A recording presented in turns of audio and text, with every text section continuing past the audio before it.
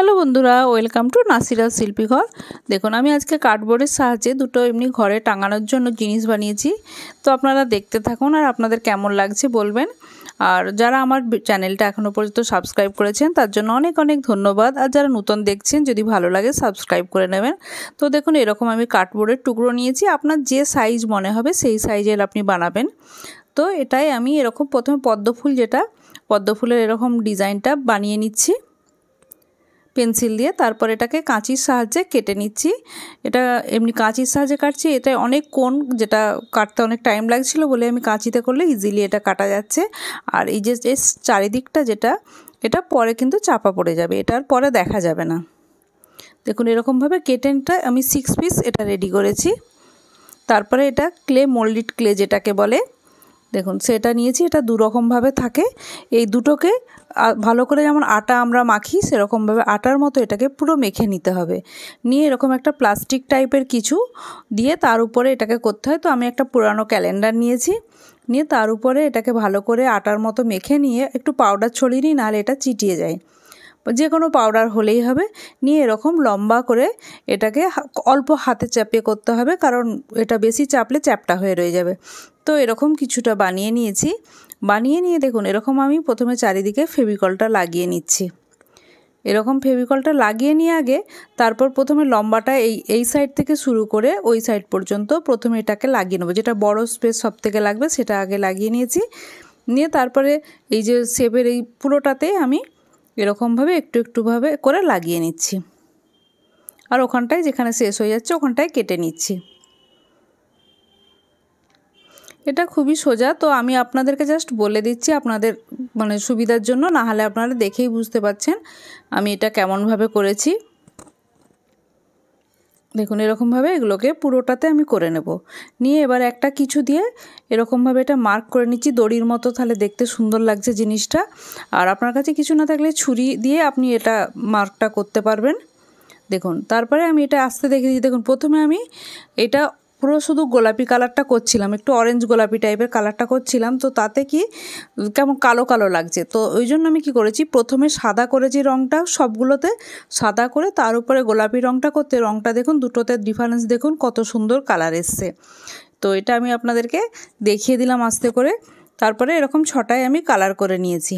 নিয়ে এবারে যে মেটালিক কালারগুলো আছে, মেটালিক কালারটা দেখুন এই বর্ডারটাই শুধু দিচ্ছি, তাহলে এটা একটু কি খুলে আসবে। সবগুলোতে এরকমভাবে মেটালিক কালারটা আমি দিয়ে দেব। তো এরকম মেটালিক কালারটা দেখুন পুরোটাতেই দিয়ে দিচ্ছি, দিলে একটা অন্যরকম আসছে, দেখতে সুন্দর লাগছে, চকচক করছে ব্যাপারটা। তো এরকম সবগুলোতে করে নিয়েছি। নিয়ে এরকম আমার কাছে একটা কাঁচের টুকরো ছিল গোল, তো একটা ছিল মিরর, তো সেটা ভেঙে গেছিলো। তো এটাকে আমি প্রথমে পেপারে চেপে নিয়ে এটাকে একটা হাতুড়ি দিয়ে আমি এটাকে ভালো করে করে নিচ্ছি। যতটা দরকার আমার পুরো টুকরো টুকরো করে নিচ্ছি। দেখুন বড় বড় টুকরো হয়েছে, তো এটাকে ছোট করতে হবে, এটাকে ঢেকে করতে হবে, নাহলে চারিদিকে কাঁচের টুকরো ছড়িয়ে যাবে। তো পুরো কাঁচটাকে আমি এরকম টুকরো করে নেবো, আপনাদেরকে দেখিয়ে দিচ্ছি। তো যখন এই কাজটা করবেন অবশ্যই সাবধানে করবেন, কারণ এগুলো হাত কেটে যাওয়ার খুব বেশি ভয় থাকে, ছোট ছোট কাঁচের টুকরো হয়। তো এরকম প্লেটে নিয়ে নিয়েছি কিছু।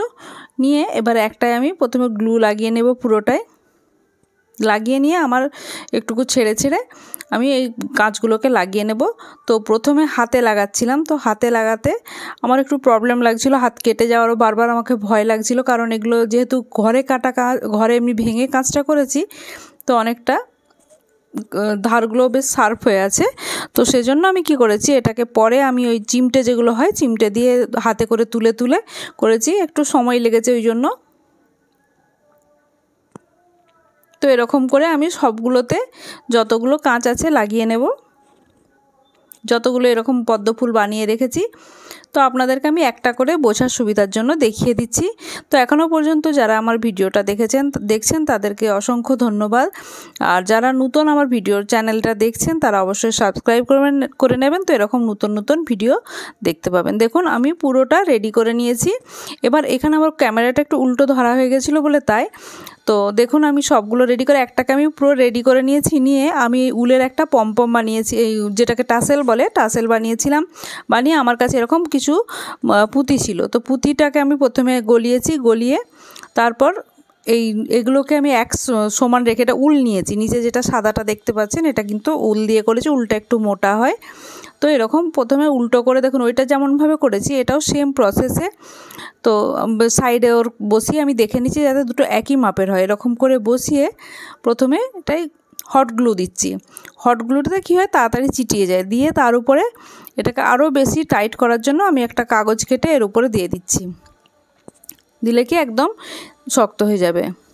দিয়ে আর উপরটা এটাকে ঝোলাবার জন্য এমনি একটা হুপ টাইপের করে দিচ্ছি। তো আপনারা দেখে বুঝুন, আমার ক্যামেরাটা একটু ঘুরে গেছে বলে একটু গন্ডগোল হয়েছে, ওই জন্য আপনাদেরকে বুঝিয়ে দেওয়ার চেষ্টা করছি। তো দেখুন আমার রেডি হয়ে গেছে। তো এত সুন্দর লাগছে জিনিসটা দেখতে। তো আপনাদের যদি ভালো লাগে অবশ্যই লাইক করবেন, শেয়ার করবেন। আর দেখুন আরেকটা বানাবো এরকম মনস্টেরিয়া যে পাতাটা হয়, পাতা দিয়ে ঘর সাজানোর।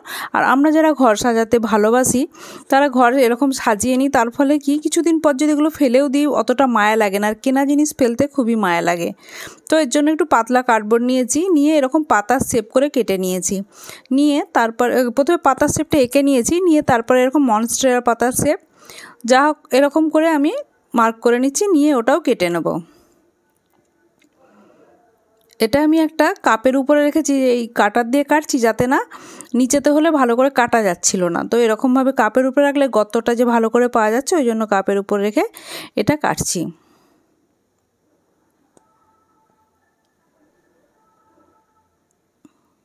তারপরে কিছুটা যেখানটায় কাটা যাচ্ছিল না সেখানটা আমি কাঁচির সাহায্যে কেটে নিচ্ছি।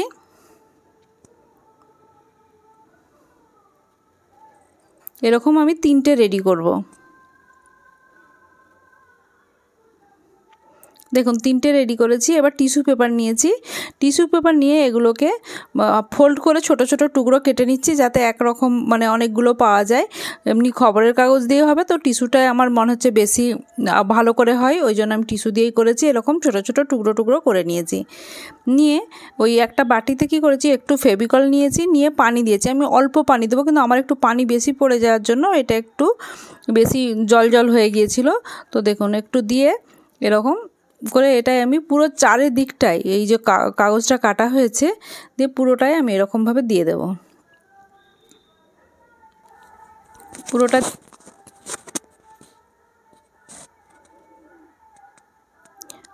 তো এরকমভাবে দিয়ে দিলে কি এটার ফিনিশিং সুন্দর আসবে। আর এটাকে পুরো রাত্রি ছেড়ে দিয়েছিলাম যাতে এটা একদম শক্ত হয়ে যায়। আর তারপরে একটা বাটিতে এরকম আমি প্রথমে এই যে হোয়াইট সিমেন্ট যেটা হয় সেটা দিয়েছি, দিয়ে আমি যখনই হোয়াইট সিমেন্ট দিয়ে কিছু বানাই তার সঙ্গে আমি একটু অবশ্যই কোনো আঠা দিই, ফেভিকলটাই আমি সাধারণত ইউজ করি। তো ফেভিকলটা দিয়েছি আর একটু জল পরিমাণ মতো দেবো, দিয়ে একটা গাঢ় পেস্ট বানাবো। খুব শক্তও হবে না আবার খুব পাতলাও হবে না, মোটামুটি যাতে একদম ব্রাশের সাহায্যে আমরা টেনে নিতে পারি সেরকমভাবে একটা পাতলা এটা তৈরি করেছি। করে এই যে বোর্ডগুলো যে কেটেছি বানিয়েছি তাতে পুরোটাতে আমি এরকমভাবে এতে করে দেবো। দেখুন পুরো এরকমভাবে করে দিয়ে এটা আমি পুরো রাত্রি আমি ছেড়ে দেবো, দিয়ে 10-12 ঘন্টা রেখে দিলে কি এটা একদম শক্ত হয়ে কাঠের মতো শক্ত হয়ে যাবে। এটা জল যদি না পড়ে আর নষ্ট হবে না জিনিসটা। দিয়ে তারপরে এটা করার পরে এটাই দেখুন আমি একটু পাতার মতো করার জন্য একটু এরকম করে মার্ক করে দিচ্ছি।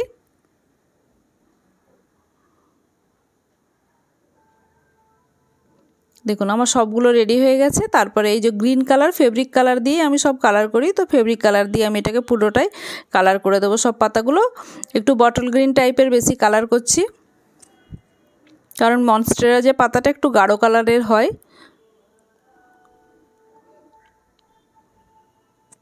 তো আপনাদের কেমন লাগছে প্লিজ বলবেন। আরও নতুন কিছু যদি দেখতে চান সেটাও বলবেন, আমি পুরোপুরি চেষ্টা করব আপনাদেরকে দেখানোর জন্য। তার উপরে একটা হালকা সবুজের একটু দিচ্ছি, কারণ একটু পুরো গাঢ় হলে ভালো লাগছিল না, তো তার সঙ্গে সবুজ সবুজ মিশিয়ে পুরোটা কালার করে দিচ্ছি।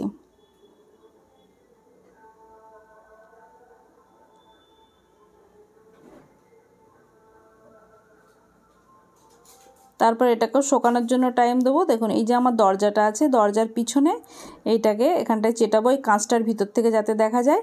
তো এই জন্য ডবল সাইড টেপ নিয়ে পিছনে আমি পুরোটাই দিয়ে দেব, দিয়ে এগুলোকে পুরো খুলে দিয়ে আর পিছনটায় চিটিয়ে দেব। দেখুন এটা লাগানো হয়ে গেছে। তো কেমন লাগছে বলবেন। আর যারা আমার ভিডিওটা এখনও পর্যন্ত দেখছেন তাদের অনেক অসংখ্য ধন্যবাদ। আরও নতুন কিছু দেখতে চাইলে সেটাও বলবেন, আমি অবশ্যই চেষ্টা করব। ততদিন পর্যন্ত বাই, ভালো থাকবেন, সুস্থ থাকবেন, দেখা হবে পরের ভিডিওতে।